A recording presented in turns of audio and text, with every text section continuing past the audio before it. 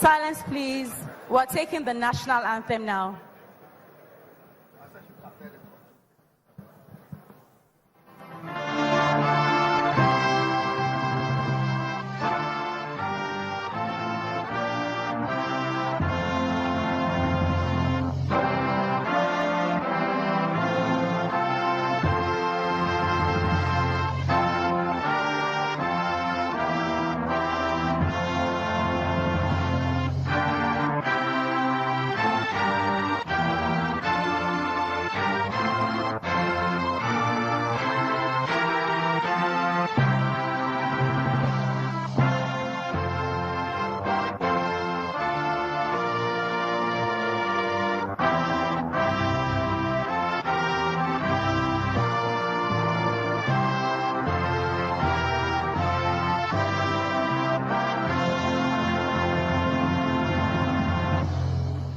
Round of applause, please.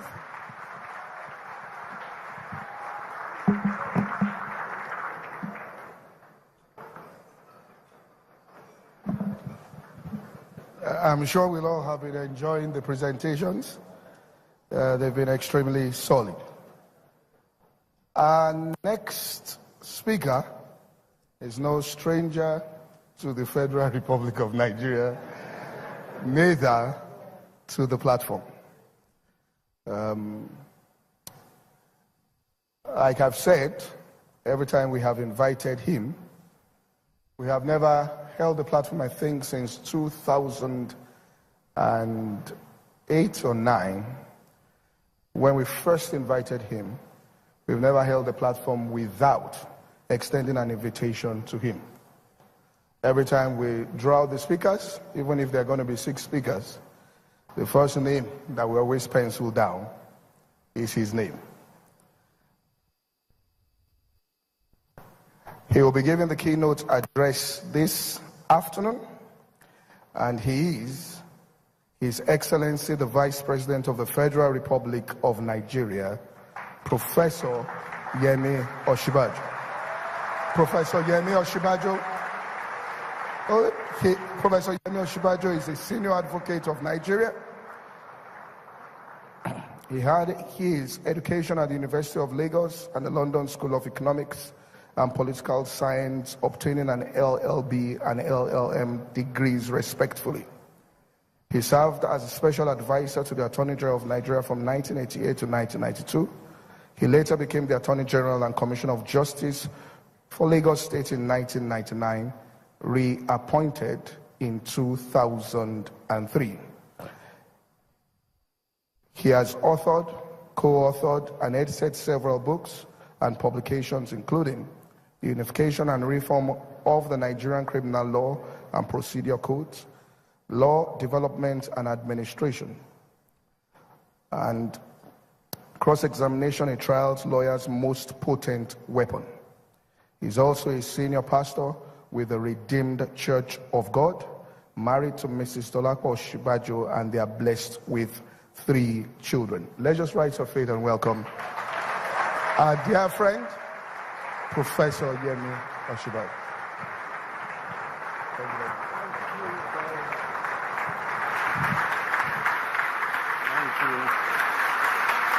Thank you very much.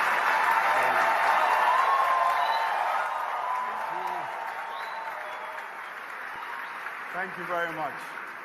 Thank you very much. Thank you. Please sit.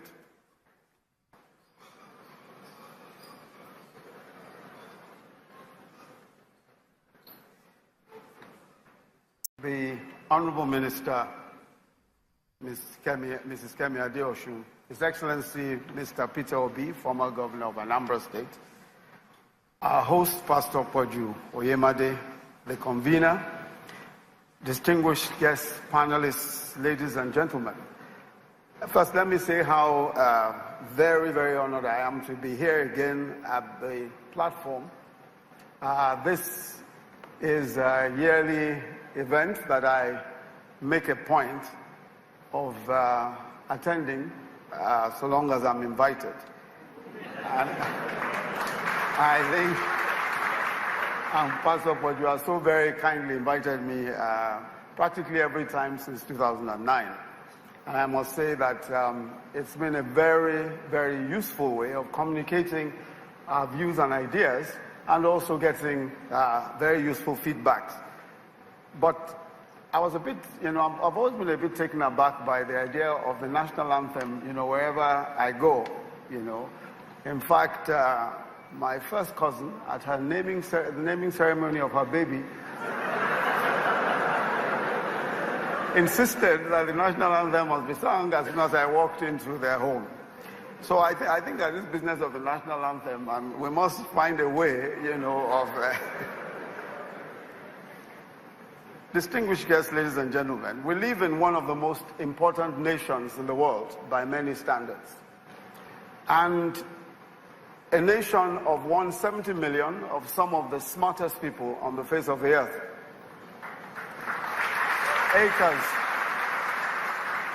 Acres of arable land, natural resources of every kind, from precious metals to natural harbours and breathtaking coastlines, a strong and growing army of digital natives.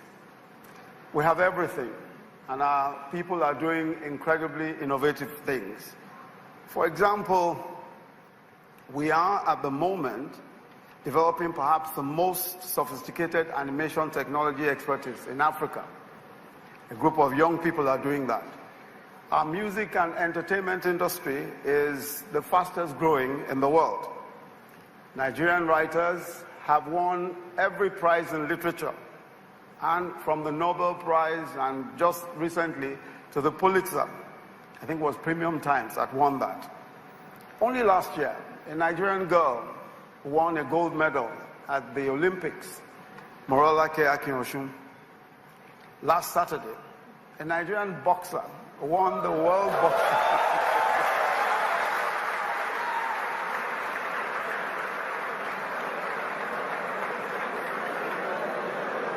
I see that there are many boxing fans here. So, Anthony Oluwafemi Joshua won the WBA title, becoming the boxing champion of the world. Last year, a Nigerian doctor, Oluyinka Olutoye, a Nigerian surgeon, successfully took out a baby from her mother's womb, operated on the womb, and put the baby back in, and the baby lasted full term, was carried full term, and was born through completely naturally. A feat previously unheard of in surgery. And of course, nobody is as funny as Nigerians, as Nigerian comedians, whether professional or amateurs. We even have a member of the National Assembly who recently launched a CD.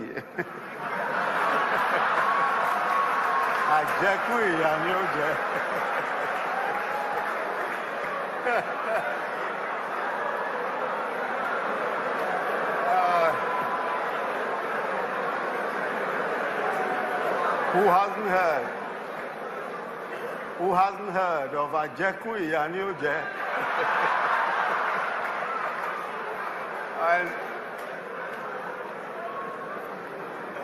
And we are the most innovative entrepreneurs. We certainly are. The other day, someone showed me a text. A young man had sent a text to him to invite him to a book launch. The title of the book he had written, 7 Steps to Becoming a Professional Whistleblower.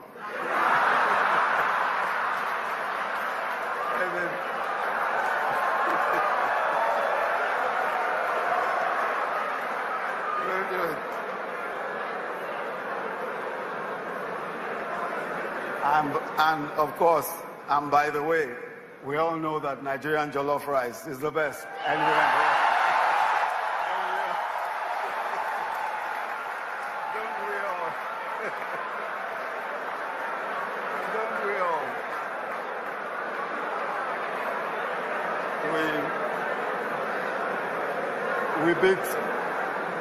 We beat the Ghanaians and the Senegalese, hands down. My theme this afternoon is we can see the light at the end of the tunnel. we can see the light at the end of the tunnel. I'm going to focus this afternoon on some of the good news in various sectors of the Nigerian economy and possibly point to the direction that the Nigerian economy is going and hopefully will go. Only recently, the President launched the Economic Recovery and Growth Plan. He had referred to it in his speech, the budget speech in December of 2016, as being the basis for the 2017 budget, and the Strategic Implementation Plan, the 2016 Strategic Implementation Plan, was the basis for that ERGP, or the Economic Recovery and Growth Plan. The plan has 4 key execution priorities. That is, 4 things that we think that if we can get right, will completely turn things around for the Nigerian economy, especially turn things in the direction of real growth with jobs. What are those 4 things? 1, stabilizing the macroeconomic environment. 2, delivering agricultural and food security. 3, energy sufficiency, that is, adequacy of power and petroleum products. And then improving transportation infrastructure, driving through industrialization, through small and medium-scale enterprises, and of course, delivering an effective social investment program. That's just an addition. So we think that these 4 things, plus a social investment program, are absolutely important to do the trick. Let me just tell you some of the good news in some of these areas. Take agriculture. As part of our plan to fully implement the diversification of our economy, we expected at least 3 major results. The first is that we would not have to depend on one source of revenue.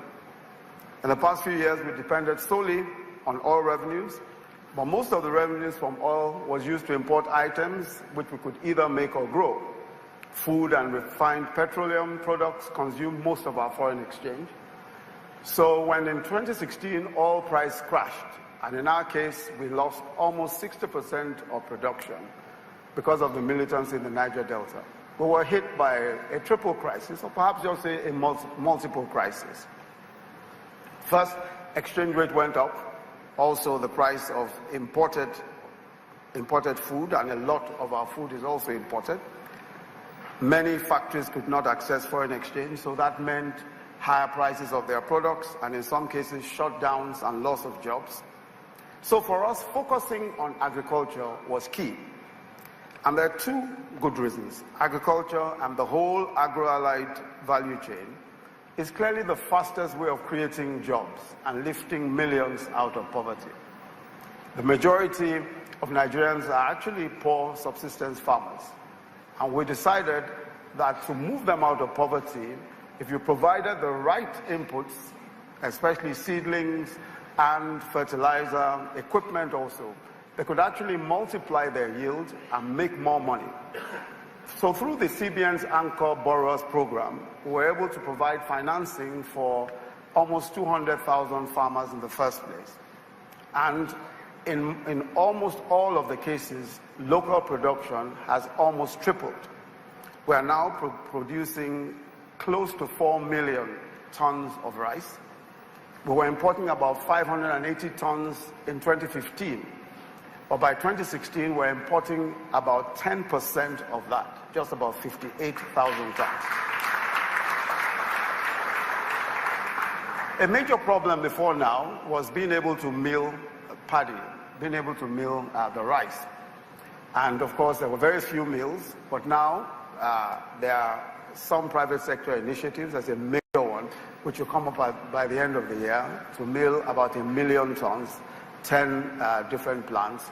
And the government itself is providing, through cooperatives, about 200 mills of various sizes. And this, of course, as I said, will be used by the cooperatives.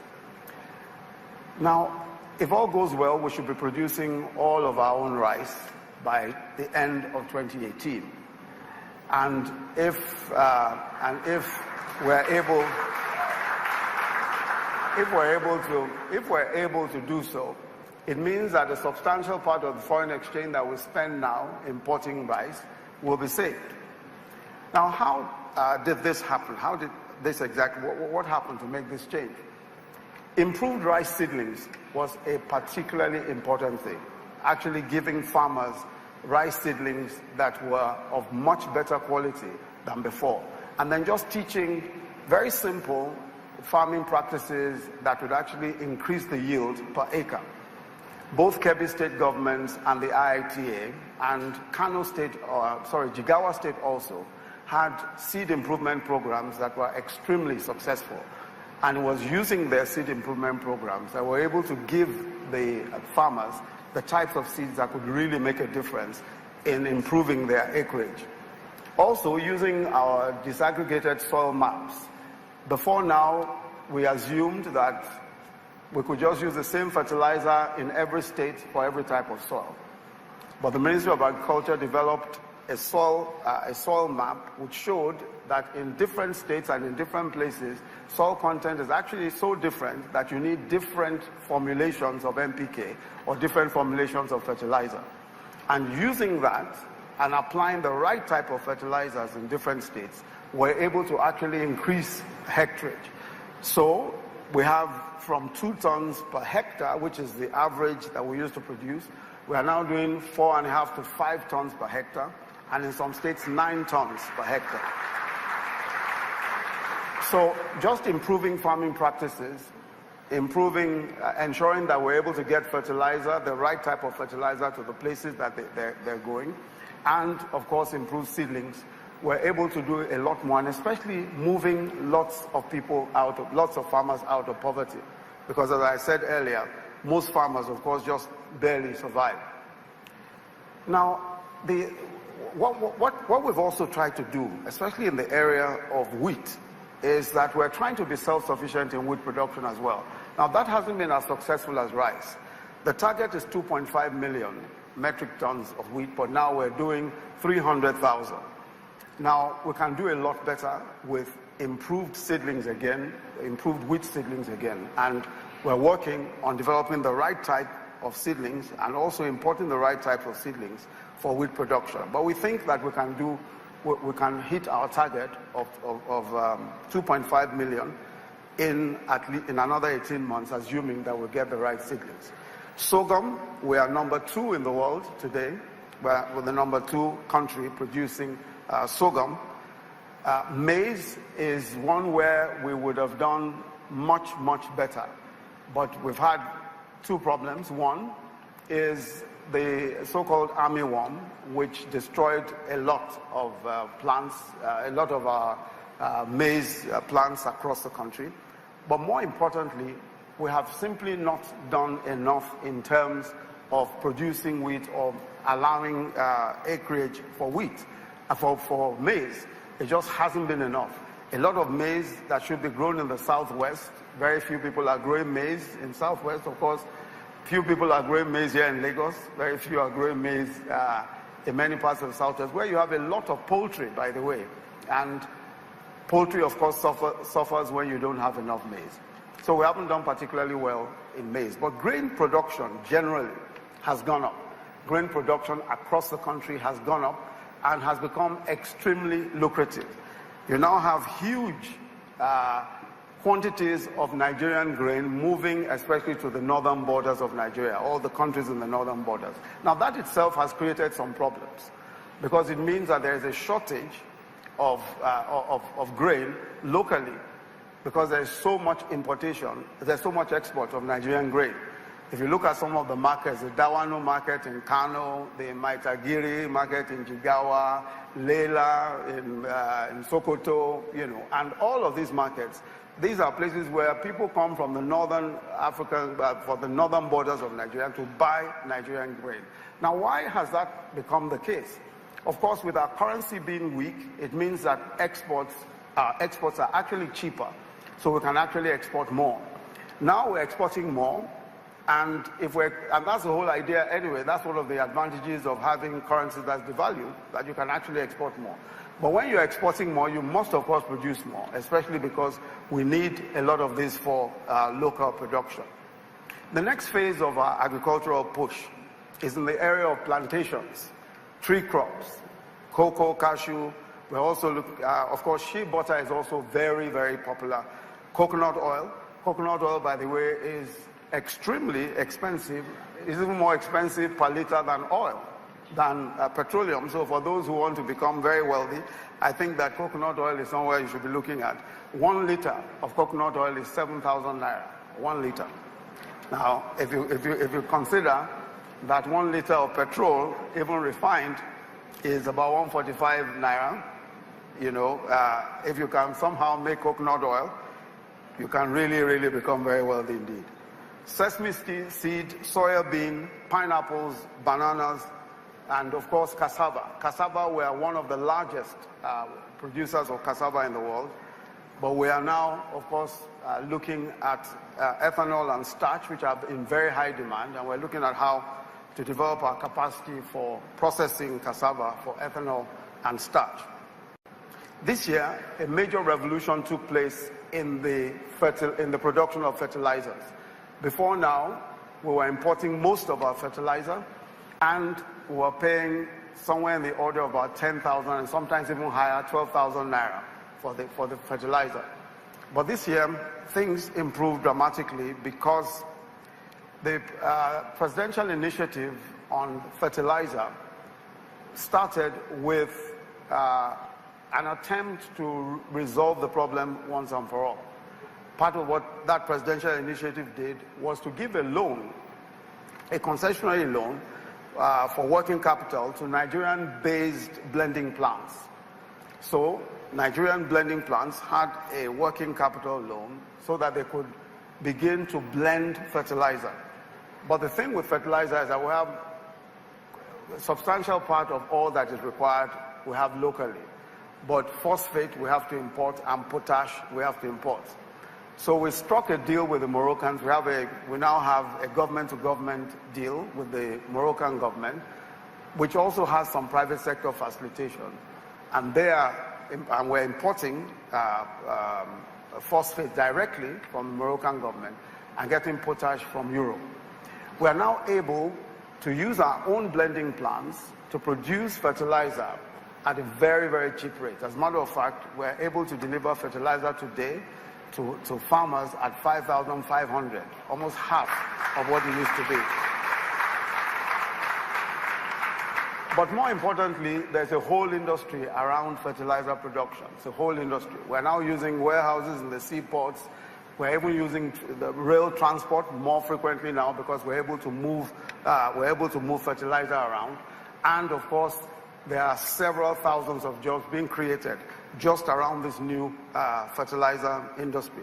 We hope that we'll be able to produce about 1 million metric tons of fertilizer for the rainy season, for the rainy season planting period, and also another 500,000 for the dry season planting period. All of these are very great news around some of what we're seeing in agriculture. In stabilizing the macro economic environment, we've focused on aligning our fiscal with monetary policy and nudging the central bank in the general direction of allowing a more market-determined exchange rate. We're also working on replacing some of the 41 items not valid for foreign exchange with a more trade policy-driven restrictions, taking into account those items that are required and locally unavailable, which we must, of course, continue to import. As of 2015, when we assumed office, 2/3 of the states had been owing salaries for months. We began a systematic scheme of support for the states in 3 phases. I only recently paid 25% of Paris Club refunds, a debt owed to states since 2005. All of these interventions were able to ensure that the states survive the recession and workers can continue to earn their pay and also support their families. Now, there are all manner of arguments around the support that the federal government has provided for the states. There are those who say that they shouldn't be supported at all. There are those who say that perhaps the support should come with some preconditions. What we've tried to do is to ensure that we have put in place some preconditions for providing the support. We believe, of course, that the states, and as we all know, the states constitute the nation. And once the states are disadvantaged fundamentally, one way or the other, as they were, when they simply didn't have the money to pay salaries, the whole economy suffers. And of course, that reflects on the performance of the entire economy. So we've tried very hard to ensure that the states meet some preconditions before some of the bailouts and some of the assistance that was given to the states. Inflation has slowed down, thankfully, and year on year, I think we're down by 1%. There are, of course, several issues, several reasons why we experience this type of inflation that we experience. Economists will say that largely it has been cost-push inflation on account of rising exchange rates and some of the other issues, some of the other problems that we've experienced. But we hope that we'll be able to it will slow down and reduce as we implement some of the other policies which we hope will be able to bring it down permanently. Interest rates have remained high, and of course there's a lot of criticism around that. But the truth of the matter, of course, is that we may not be able to do much about interest rates immediately. But we think that what we're trying to do at the moment, which is using a lot of the development banks for intervention funds in the critical sectors, is what might at least be mitigating for now. So we're trying to get intervention funds in agriculture through the BOA, intervention funds for small and medium-scale enterprises through BOI, that's the Bank of Industry. We also, of course, started the Development Bank of Nigeria, which is the main vehicle for intervention funds. And we think that at least we may be able to, in the critical sectors, be able to get cheap funds to those sectors of the economy that require it. But bringing down the interest rates, of course, will involve our borrowing less, from the domestic market. At the moment, we're borrowing substantially from the domestic market, and that will be one of the ways by which we can actually reduce interest rates. We've rationalized public expenditure by ensuring fiscal discipline, by rigorously ensuring that all workers, 60% or so of them at the moment, are registered on IPIS, which is our electronic payment platform. So we've been able to remove or reduce ghost workers. I think about 58,000 odd or so have been taken out of the payroll, and we've saved close to 92 billion between January 2016 and April 2017.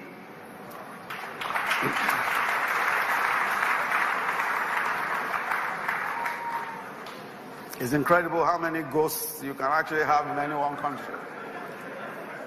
By rationalizing overhead expenditure, we've saved substantial amounts on travel, sitting allowance, honorariums, and meals and refreshments.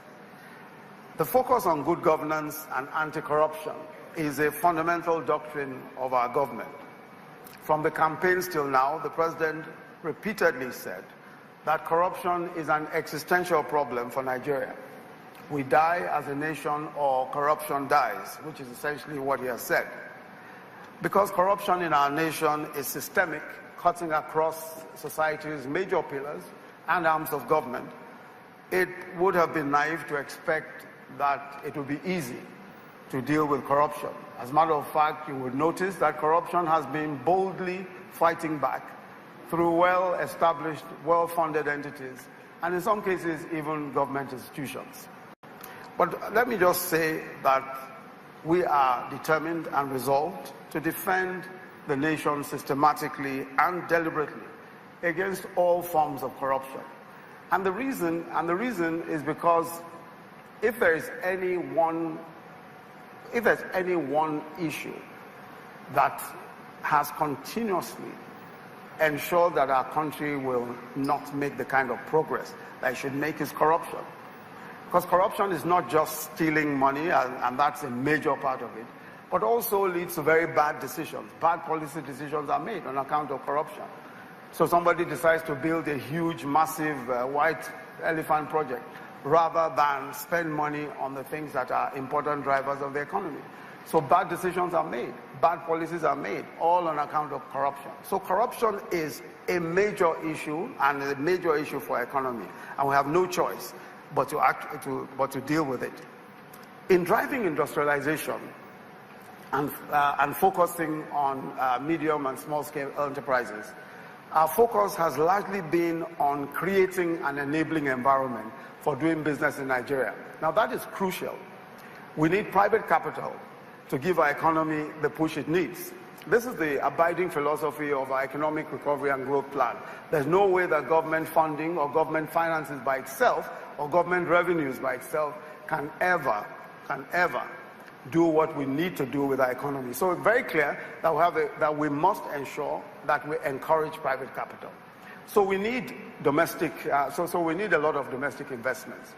Some of the investments that we have already. I mean, for instance, we have a major refinery, private sector refinery coming up with 650,000 barrels of oil a day. Now that refinery is the largest single line refinery in the whole world. It's a private sector. It's a private sector driven refinery. And the same company is doing a major fertilizer plant and also a subsea pipeline. All of the investments that one private sector company is doing is close to $12 billion. The kind of money that the private sector can get. Government struggles to get that kind of money. So we definitely need to get the private sector involved in investing in Nigeria. So we're trying to attract these huge investments wherever we can find them, huge investments in petrochemicals, in the oil sector. The oil sector, fortunately, things are looking up a bit more because we've been able to resolve the problems around the joint venture cash calls. So many of the oil majors are investing a bit more now. There are more rigs that are working than ever before, at least than in the past 18 months or so.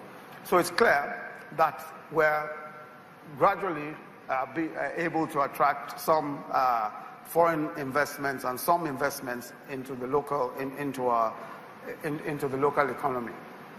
Now, another plank of that policy, that's the Economic Recovery and Growth Plan, is what the President described as, in his budget speech, as growing what we eat and using what we make. In other words, ensuring that in our habits, we eat Nigerian food, we produce the food locally, we make Nigerian things, we buy what we make. In other words, made in Nigeria is it. And I think that one of the very critical things about that whole thing is that it enables us to create jobs locally. Of course, the moment you are importing things, we're creating jobs for other people. But if we make them locally, we create jobs locally. And that's, as I said, a major plank of our Economic Recovery and Growth Plan, being able to making our things locally. For instance, the President has directed that the Army and several of our forces must patronize local boot makers, those who make boots locally, those who make equipment locally, and we must patronize them.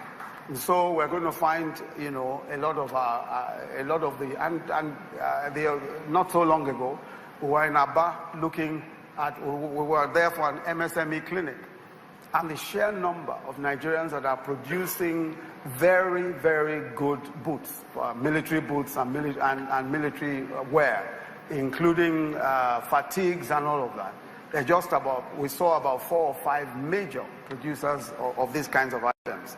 And so, of course, our new policy on made in Nigeria and buy Nigeria, they would definitely be able to do much more, and of course will create more jobs. In terms of industrial infrastructure, we're focusing on improving existing special economic zones and establishing new ones. We have set aside 50 billion in the 2017 budget for the existing zones. Some of these existing zones are the Lekki Free Trade Zone, the Ogun-Guandong Free Trade Zone, Igbesa, the Calabar Free Trade Zone, and the Kano Free Trade Zone. We're also setting up a few model zone sites, Ibom City and Deep Sea Port, and the Enyimba City in Aba, Abia State. China, EXIM, and Afro-EXIM have announced an initial financing commitment of $1 billion that will be available for our pilots and for other special economic zones. The plan is to accelerate the implementation of our national industrial revolution plan through these special economic zones. The zones will focus on priority sectors to generate jobs, promote exports, and boost growth. And of course, upgrade skills. Our objective is to create at least 1 million jobs by 2020 just through our economic zones. On February 21st, 2017, the Presidential Enabling Environment Council, PEBEC, launched a 60-day national action plan. The President had earlier constituted a Presidential Enabling Business Environment Council and asked me to chair that council. The whole idea was for us to concentrate our efforts on making it easier to do business in Nigeria. Of course, you might know that we came a poor 169 out of 190 countries in the ease of doing business scale that the World Bank does on a yearly basis. So clearly, there was something wrong with the way, there's a lot wrong with the way that our environment is set up for doing business. And lots of businesses, local businesses, small businesses, large businesses, have one thing or the other to complain about. And so the President decided that we had better just focus all our efforts. And so we set up this PEBEC. It's both private and public sector. And we, on a weekly basis, track progress on all of the different areas that we think need to be improved for ease of doing business. The plan is implemented by different government departments and also Lagos and Kano state governments. Lagos and Kano, of course, are our biggest business centers, and so they are part of the ease of doing business setup. And so what we've tried to do is look at certain sectors, and the sectors are starting a business, dealing with construction permits, getting electricity, registering property, paying taxes, trading across borders, getting credit, and then entry and exit of people through our ports. Those are the key areas that we're focused on. On April 24th, a report card was issued by PEBEC on our 60-day action plan. Our 60-day action plan was to look at these areas and see what improvements we could make in these areas. And our report card, we looked at all of the different areas and were able to achieve quite a bit. As a matter of fact, the Manufacturers Association of Nigeria recently commended us because we gave ourselves 70% on our report card. Now, that's not because it's us, but we think that we really did make some progress. But I'll just point out some of the areas where progress has been made. In starting a business, the Corporate Affairs Commission has implemented reforms that have made the process of business registration faster through automation. Now you can search free online for company names now, and application forms have been consolidated. In the past we used to have 7 application forms, and now they've been reduced to 1. So we've reduced application forms, and you can actually upload for e-submission, but I'm going to come and talk about that in a moment. Then we have the integrated CAC and FIRS portal for payment of stamp duties. So the revenue service is integrated with CAC, so you can pay through the portal. You can now pay your stamp duties for company registration through the portal. Now the CAC portal has been going down, as you can imagine, going down and up. Sometimes it's down, sometimes it's working. And we then decided that we must migrate the portal and the servers to a private sector company. So main one is our private sector handler. And main one promises that they will be able to give the CAC 99% uptime within the next 30 days. So we're looking to main one being able to provide practically 100% uptime for the CAC.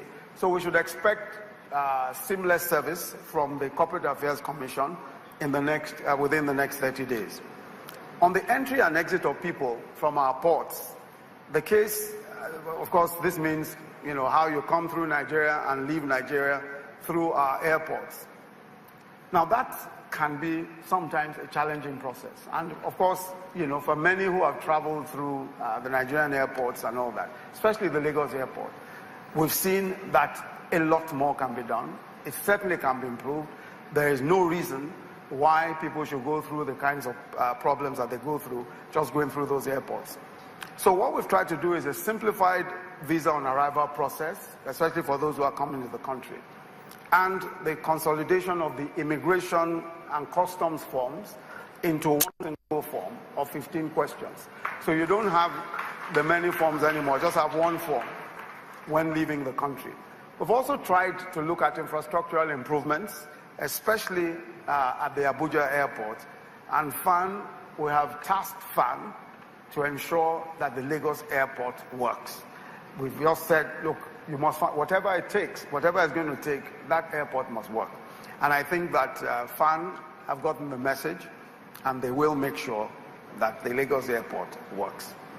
On trading across borders, some of the completed reforms include, and this is using our seaports, trading through our seaports, reduction in import documentation. We used to have 14 requirements for when you are bringing in goods. Now there are 8. Export documents have been reduced from 10 to 7. We now insist that imports, if you are importing goods, you must put them in pallets so that they're easier to inspect and they're not all over the place. Advanced cargo manifest, we now insist on advanced cargo manifest so that the manifest is with us ahead of time. And the scheduling of joint physical examination anchored by the Nigerian Customs Service. Of course, you know that before now, every service inspected differently. So the customs inspected, NDLA inspected, and this one's inspected, and that one inspected. But now, it's a joint inspection with the Customs Service. The next phase of our reform is anchored on several pillars, but it includes trading within Nigeria, which will push initiatives aimed at improving business processes and regulations within Nigeria, and ease the movement of goods within the country. So we're focusing a great deal also on how easy it is to do business within Nigeria, especially trading within Nigeria. The PEBEC Secretariat is holding a hackathon bringing together computer programmers and other technology developers to develop an M&E solution, that's a monitoring and evaluation solution, for tracking reforms and getting public feedback.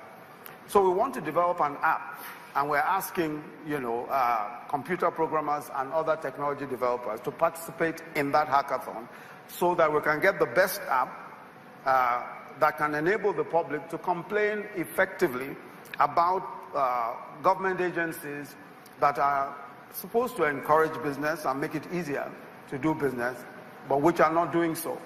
So this app would enable members of the public to complain directly about government agencies that are not doing their work as they should. The app should also be capable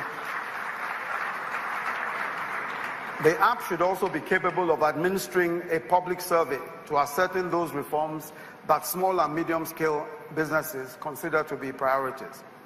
In addition, we've been conducting MSME clinics across the country. Many MSMEs, as small and medium-scale companies, complain about the difficulties of getting help from government agencies responsible for one approval or the other. So we decided to launch the clinics, and we took the government agencies along to the various centers. We went to Aba, we've been to Sokoto, and this week we're going to be in Jos, talking to the MSMEs, and we're taking all of these agencies along. So NAFDAC is with me on those trips, SON is with me on the trip, FIRS, everybody who is involved in one form of business approval or the other is on those trips. So the MSMEs get an opportunity to engage them directly. And in some cases, they're able to solve some problems. But in many other cases, at least they're able to get reasonable explanations as to what needs to be done. It has led to the establishment of offices of some of these government agencies in those locations, and to rejuvenate some of those offices that already exist in those locations. So the small businesses are better able to interrogate those processes and find out what it is that they may themselves have been doing wrong. So now we expect that with these kinds of engagement, NAFDAC will do a better job. We think that SON will do a better job. And of course, BOI also goes along with us on these trips. Growing the digital industry and innovation has been a priority for the government. And after the very successful Aso Villa Demo Day, which saw 30 of the best of over 4,000 innovators emerge, the presidency, in collaboration with the World Bank, through the GEM program, GEM, that's the GEM program, has, through a competitive process, selected 81 innovators who have now been given funds to establish their businesses. The World Bank set aside $756 million for the project. And we're also promoting innovation hubs in 6 geopolitical zones. There's nothing we can...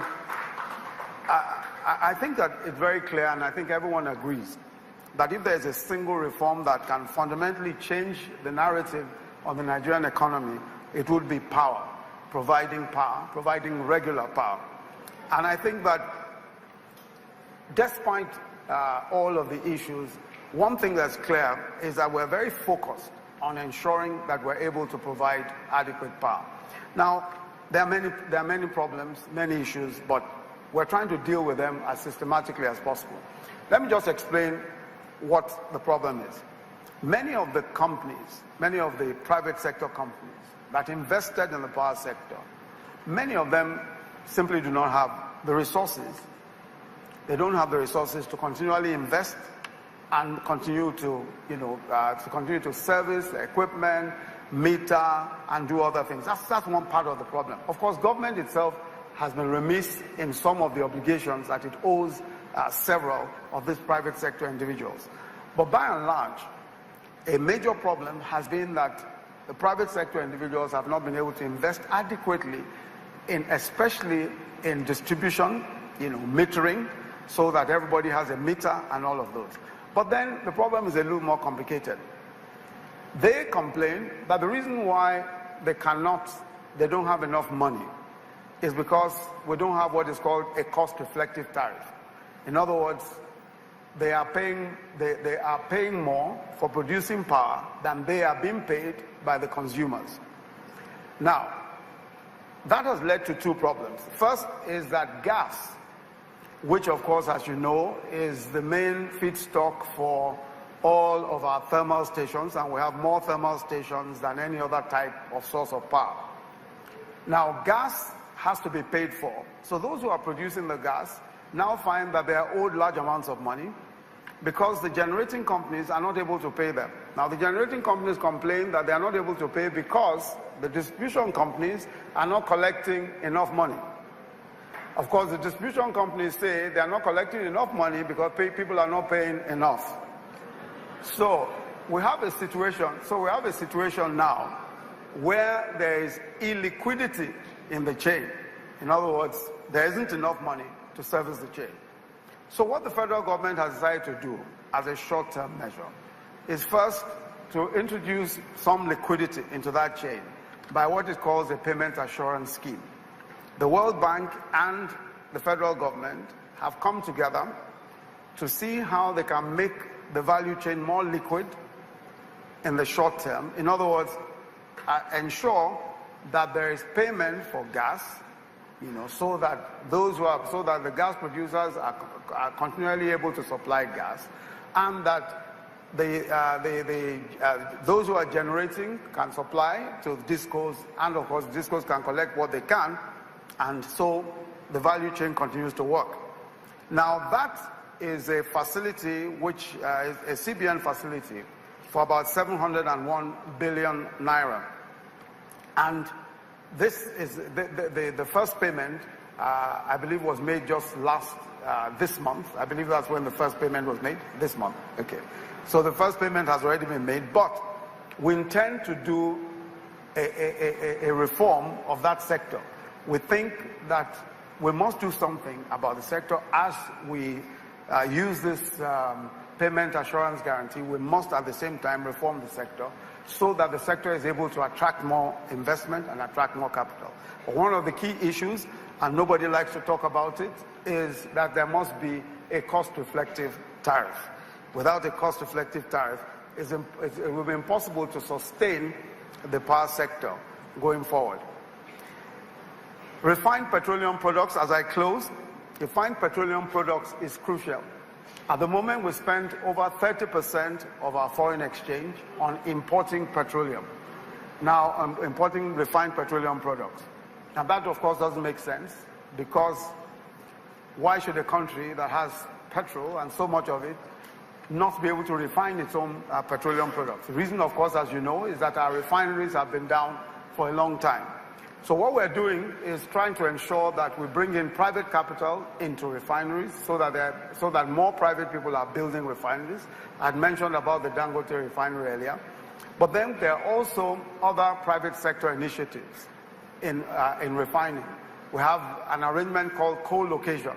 Some private sector investors are putting in their own refineries in the same locations, sharing facilities with existing government refineries.